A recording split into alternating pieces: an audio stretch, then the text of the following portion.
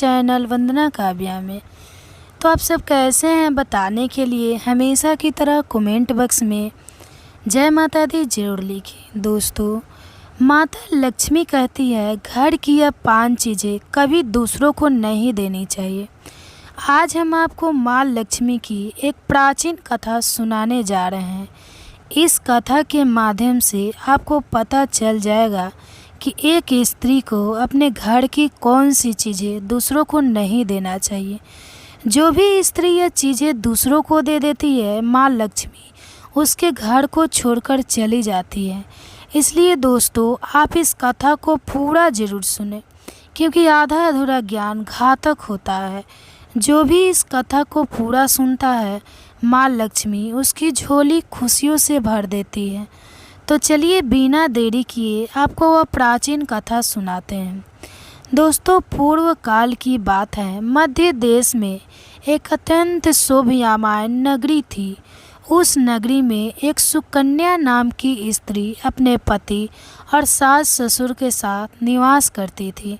सुकन्या एक पतिव्रता नारी थी जो सत्य धर्म का पालन करने में तत्पर और गृह कार्य में दक्ष थी।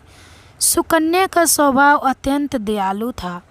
वह सदैव दूसरों की सहायता किया करती थी। सुकन्या का पति संजय एक वैश्य था। उसकी अनाज की एक दुकान थी। वह बाजार में लोगों की ज़रूरत की चीज़ें बेचा करता था। सुकन्या अपने पति से बहुत अधिक प्रेम करती थी। वह अपने पति को ही परमेश्वर मानकर उसकी सेवा करती थी। सुकन्या नित्य पति से पहले जागती थी, अपने घर का आंगन को स्वच्छ करती थी, फिर रंगोली बनाकर आंगन की सजावट करती थी। उसके बाद वह अपने घर को स्वच्छ करती थी, फिर स्नान आदि कार्य संपन्न करके वह तुलसी को जल देती थी और देवी देवताओं का पूजन करती थी। इस प्रकार से वह रोज अपने नित्य कर्म करती थी। सुकन्या ने सभी किसी का अनादर नहीं किया। वह सभी के साथ मधुर वाणी में बातें करती थी। सभी लोग सुकन्या को देखकर कहने लगे, यह तो साक्षात लक्ष्मी के समान गुणों वाली स्त्री है। यह अपने परिवार का कितने अच्छे से ख्याल रखती है। इसके अलावा सुकन्या दान धर्म करते समय कभी अपने हाथ पीछे नहीं खींचती थी। उसके द्वार पर जो भी याचक आता वो उसे दान किए बगैर नहीं भेजती थी। उसके द्वार से कोई खाली हाथ नहीं जाता था।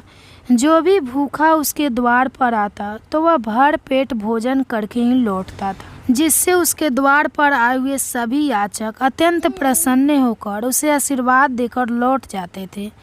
इतना ही नहीं, सुकन्या अपने पड़ोसियों की भी सहायता करती थी। उसके पड़ोस में जो भी गरीब और दुखी लोग रहते थे, उन्हें भी वह नित्य भोजन दिया करती थी। पड़ोसियों को जो जो चीज़ें लगती, सुकन्या बिना विचार किए ही दे दिया करती थी, जिस कारण से सुकन्या के पड़ोसी भी उसका बहुत अधिक सम्मान करते थे। वे कहते थे, ओहो, यह सुकन्या तो साक्षात देवी है। देवी साक्षात माँ अन्नपूर्णा ने ही सुकन्या के रूप में जन्म लिया है। लोग जब भी सुकन्या की प्रशंसा करते तो वे सभी उसके विषय में अच्छी बातें ही कहते। लेकिन लोगों की बातें सुनकर भी सुकन्या ने कभी घमंड नहीं किया। वह उन सभी को आदर और सम्मान से ही बातें किया करती थी। फिर एक दिन की बात है, सुकन्या की एक पड़ोसन उसके घर पर आती है। सुकन्या उसका स्वागत करती है और बड़े प्रेम से उसे कहती है, हे बहन, हमारे घर में तुम्हारा स्वागत है। आज किस कारण से तुम्हारा मेरे घर पर आगमन हुआ है? यदि कोई वस्तु चाहिए तो मुझसे मांग लो, मैं तुम्हारी अवश्य मदद करूंगी। सुकन्या की पड़ोसन कहती है, हे सुकन्या बहन, आज मेरे घर पर बहुत से रिश्तेदार आए हैं। उनके लिए मैं भोजन बना रही हूँ, इसलिए मैं तुम्हारे पास रोटी बनाने के लिए चकला बेलन और तावा मांगने आई हूँ। यदि तुम कुछ समय के लिए मुझे चकला बेलन और तावा दे दोगी तो बड़ी कृपा होगी। मैं काम हो जाने के बाद तुम्हें जल्दी ही लौटा दूंगी। सुकन्या कहती है, हे बहन, इसमें क्या बड़ी बात है? अभी मुझे चकला बेलन की आवश्यकता नहीं है, इसलिए तुम मेरा चकला बेलन और तवा ले जा सकती हो। रुको, मैं अभी तुम्हें लाकर देती हूँ। फिर सुकन्या रसोई घर में जाती है और रसोई घर से चकला बेलन और तावा लाकर उस पड़ोसन को देती है। तब पड़ोसन कहती है, हे बहन, तुम्हारा बहुत बहुत धन्यवाद। आज तुमने मेरा काम सफल कर दिया। मैं अपने मेहमानों को भोजन कराकर तुम्हारा चकला बेलन जल्दी से लौटा देती हूँ। सुकन्या कहती है, हे बहन, चिंता की कोई बात नहीं है। जब तुम्हारा कार्य पूर्ण हो जाएगा तब तुम मुझे लौटा देना। फिर वह पड़ोसन सुकन्या का चकला बेलन और तावा लेकर चली जाती है। कुछ समय बाद अन्य एक स्त्री सुकन्या के घर पर आती है। सुकन्या उसका भी प्रेम से स्वागत करती है और पूछती है, पधारो बहन, आज तुम्हें मुझसे क्या काम है? संकोच ना करो और बताओ तुम्हें मुझसे क्या चाहिए, मैं तुम्हारी मदद ज़रूर करूँगी। तब वह स्त्री कहती है, हे बहन, मेरे घर में बहुत गंदगी हो गई है और मेरे घर को साफ करने के लिए मेरे पास कुछ भी नहीं है, इसलिए मैं तुम्हारे पास झाड़ू मांगने के लिए आई हूँ। यदि तुम्हें कोई समस्या ना हो तो कृपा करके मुझे अपने घर की झाड़ू दे दो। मैं अपना घर साफ करके तुम्हें झाड़ू लौटा दूंगी। सुकन्या बिना विचार किए ही कहती है, हे बहन, बस झाड़ू की तो बात है, इसमें क्या समस्या हो सकती है? तुम रुको, अभी मैं तुम्हें अपने घर की झाड़ू लाकर देती हूँ। इतना कहकर सुकन्या घर के अंदर जाती है और झाड़ू लेकर आती है और उस स्त्री को दे देती है। वह स्त्री सुकन्या के घर की झाड़ू लेकर चली जाती है। फिर कुछ देर बाद अन्य एक स्त्री सुकन्या के घर पर आती है। सुकन्या उसका भी बड़े प्रेम से स्वागत करती है। सुकन्या कहती है, पधारो बहन, क्या बात है? आज मेरे घर पर किस कारण से आना हुआ? तुम्हें जो कुछ भी चाहिए निसंकोच होकर कहो, मैं तुम्हारी सहायता करने का प्रयास अवश्य करूँगी। तब वह स्त्री कहती है, हे सुकन्या बहन, तुम बड़ी दयालु हो। मैंने तुम्हारे बारे में बहुत सुना है और तुम सभी की मदद करती रहती हो, इसलिए मैं तुम्हारे पास एक छोटी सी मदद मांगने के लिए आई हूँ। सुकन्या कहती है, हे बहन, संकोच ना करो, तुम्हें जो कुछ भी चाहिए मांग लो। यदि मेरे बस में होगा तो मैं मना नहीं करूँगी, मैं तुम्हारी सहायता अवश्य करूँगी। तब वह स्त्री कहती है, हे सुकन्या बहन, आज मेरी बेटी को देखने के लिए लड़के वाले आ रहे हैं, इसलिए मैं चिंता में हूँ। मेरे पास पहनने के लिए एक भी गहना नहीं है, तो मैं अपनी बेटी को क्या दूँ? उसके पास पहनने के लिए अच्छे वस्त्र भी नहीं है, इसलिए कृपा करके मुझे आप थोड़े गहने और वस्त्र उधार में दे दीजिए, केवल एक दिन के लिए। जब लड़के वाले देखकर चले जाएंगे तो मैं तुम्हारे गहने लौटा दूंगी।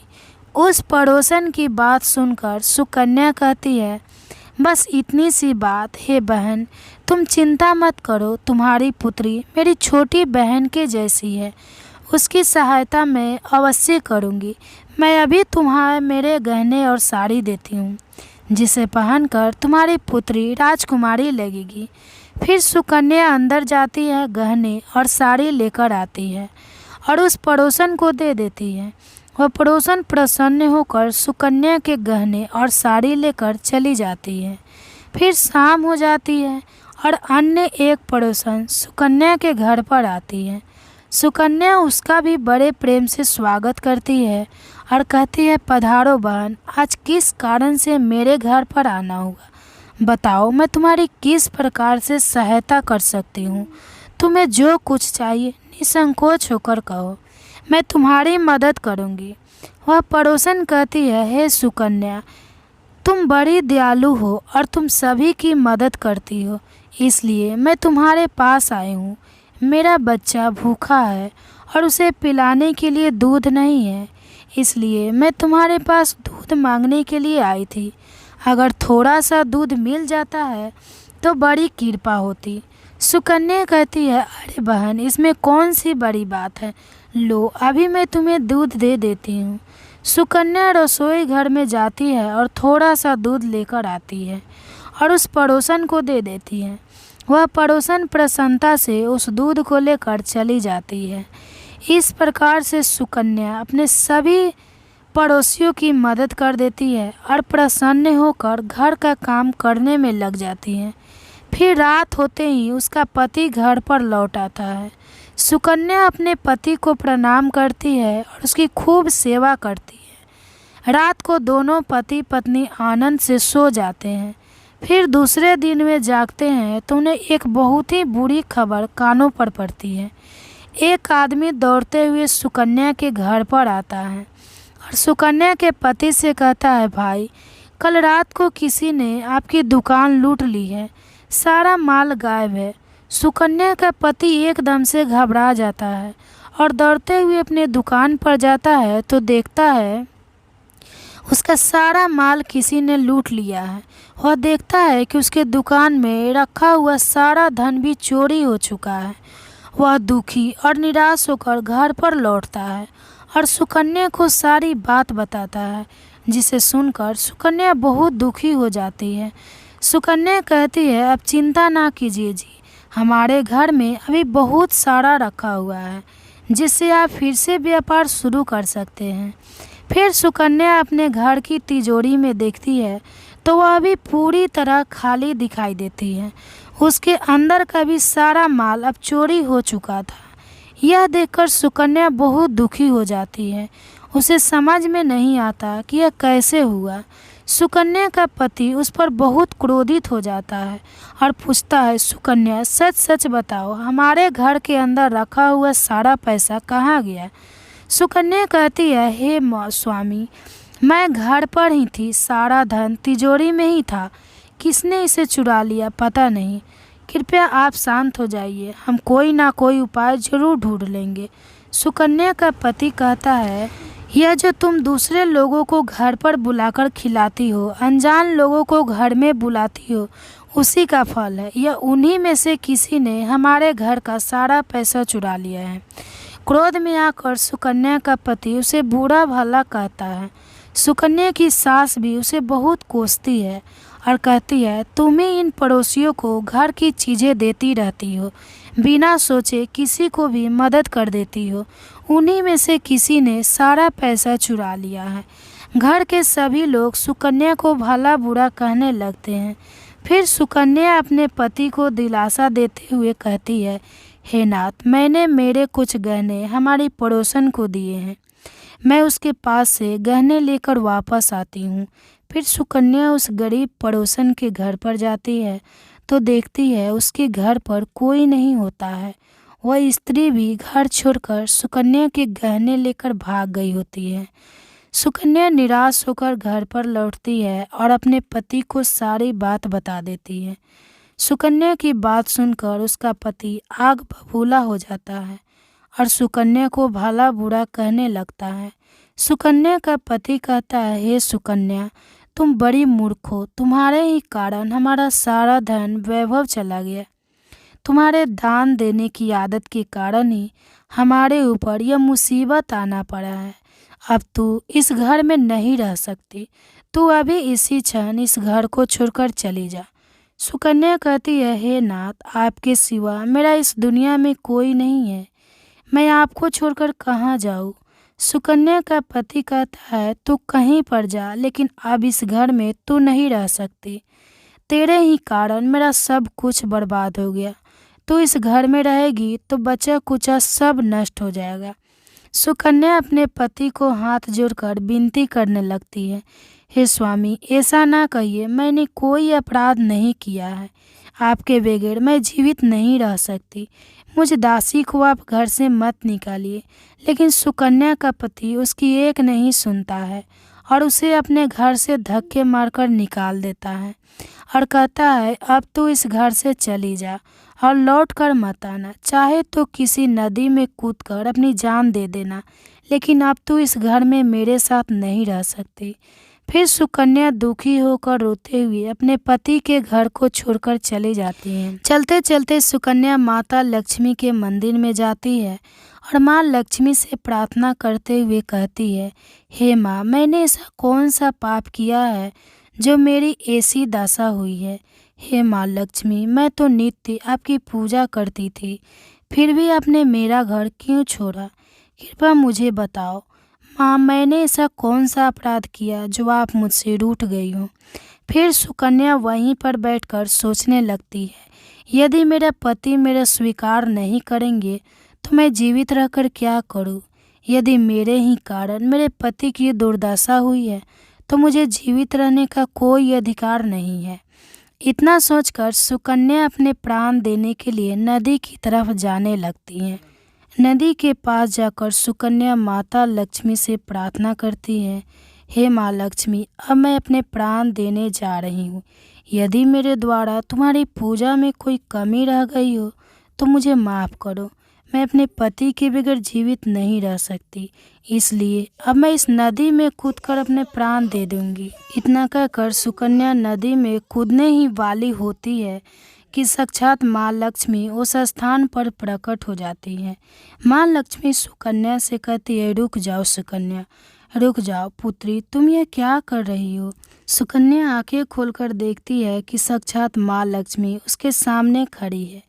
माँ लक्ष्मी के दर्शन करके सुकन्या बहुत प्रसन्न हो जाती है और माँ को बार बार नमस्कार करते हुए कहती है, हे माँ लक्ष्मी, मुझे क्षमा करो, मैं बहुत बड़ा पाप करने जा रही थी। देवी लक्ष्मी कहती है, हे सुकन्या, मनुष्य को स्वयं अपने प्राण नहीं लेने चाहिए, यह महापाप है। ईश्वर ने जो शरीर प्रदान किया है उसे ऐसे नष्ट नहीं करना चाहिए। सुकन्या कहती है, हे माँ, मैं विवश हूँ, मेरे पति ने मेरा त्याग किया है और स्त्री को अपने पति को छोड़कर नहीं रहना चाहिए। मैं अपने पति को छोड़कर जीवित नहीं रह सकती, इसी कारण से अपने प्राण देने जा रही हूँ। देवी लक्ष्मी कहती है, हे सुकन्या, मैं सब कुछ जानती हूँ और यह भी जानती हूँ कि तुम्हारे पति ने तुम्हारा त्याग क्यों किया है। यह सब तुम्हारी ही भूल के कारण हुआ है। तुमने अनजाने में कुछ ऐसा चीज़ों का दान किया था जिस कारण से मुझे तुम्हारा घर छोड़कर जाना पड़ा।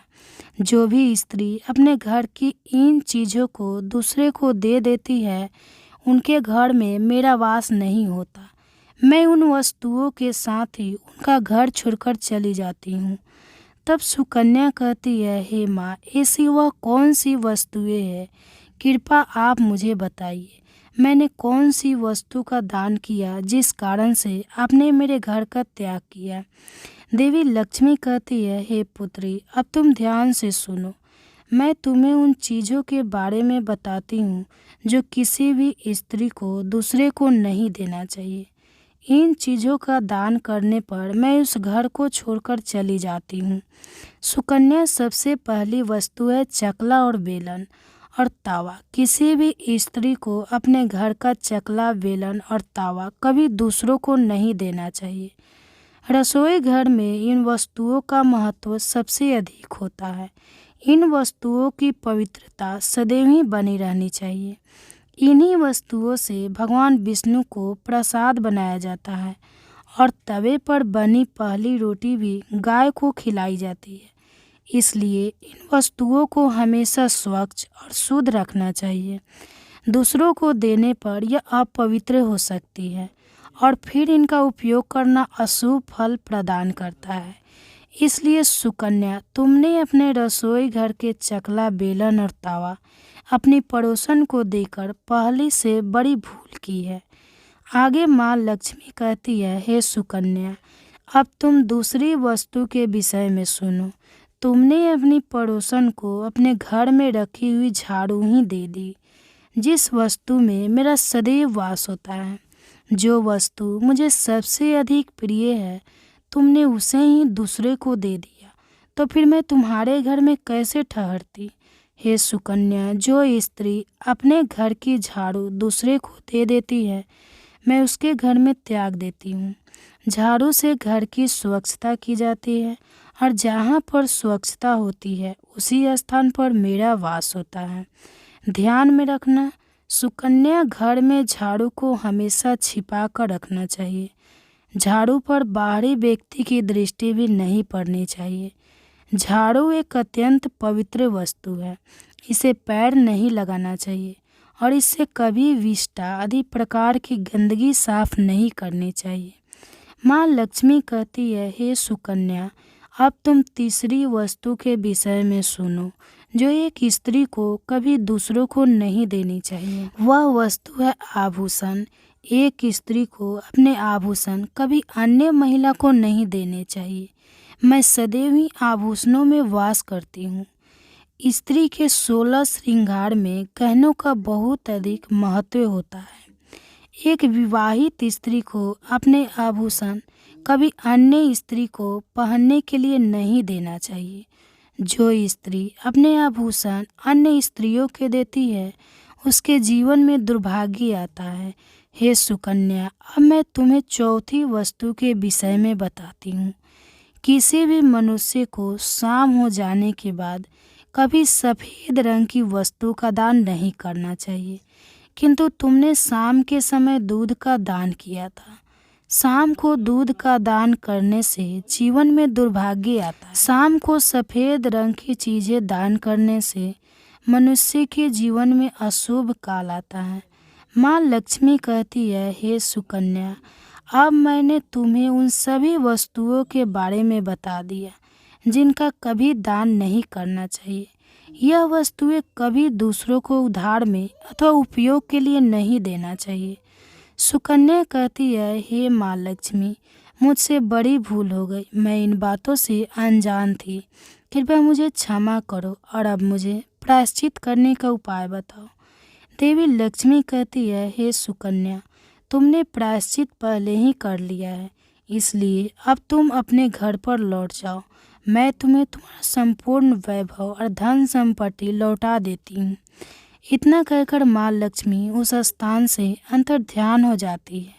फिर सुकन्या भी माँ लक्ष्मी को धन्यवाद करती है और उस स्थान से घर की तरफ जाने लगती हैं। तभी उसका पति ढूंढते हुए उसी की तरफ आ रहा होता है। वह सुकन्या के पास आकर उसे क्षमा मांगता है और कहता है, हे सुकन्या, मुझे माफ़ करो। मैंने तुम्हें बहुत भला बुरा कहा था। तुम तो साक्षात देवी के समान हो। माँ लक्ष्मी की कृपा से हमें अपना सारा धन वैभव वापस मिल गया है। जिन लोगों ने हमारा धन लूटा था, उन सभी ने हमारा धन हमें लौटा दिया और तुम्हारा नाम लेते हुए क्षमा मांग लिए। यह सुनकर सुकन्या बहुत प्रसन्न होती है और अपने पति के साथ घर पर लौट जाती है। माँ लक्ष्मी की कृपा से सुकन्या के घर में फिर से सुख समृद्धि आती है और उसके बाद से सुकन्या ने अपने घर की यह 4 चीज़ें कभी दूसरों को नहीं दी। तो दोस्तों, उम्मीद है आपको यह कथा पसंद आई होगी। वीडियो को लाइक ज़रूर करें और कमेंट्स में जय माँ लक्ष्मी ज़रूर लिखें। साथ ही चैनल को सब्सक्राइब करें। आप सभी का तहे दिल से धन्यवाद।